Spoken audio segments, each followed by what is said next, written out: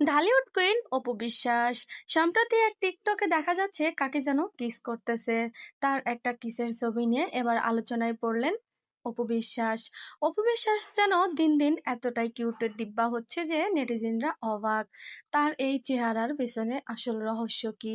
এদিকে পুবলি মা হয়েছে, তার ফেসের মধ্যে কোনো টেনশনের ছাপ নেই, তিনি তাতে খুব খুশি। তিনি এক সাক্ষাৎকারে বলেছে শাকিব খানের চিন্তা ভাবনা বাদ দিয়ে এবার আমি নিজে নিজেকে গড়ার চেষ্টা করব। আমি আর শাকিব খানের কাছে যাওয়ার আশা করি না। কেন বললেন অপু বিশ্বাস এই কথা?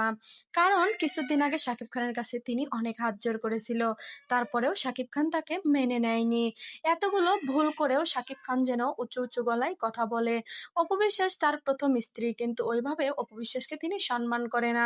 আর অপু বিশ্বাসের কথা যে আমাকে সম্মান করতে পারে না, আমি তার কাছে থাকতেও চাই না। তিনি আমাকে একে একে অনেকগুলো বছর অবহেলা করেছে, তারপরেও আমি তার অপেক্ষাতে ছিলাম, কিন্তু সে আমাকে বুঝলো না। তার জন্য এখন আমি তার কাছে আর যাওয়ার চিন্তা করব না।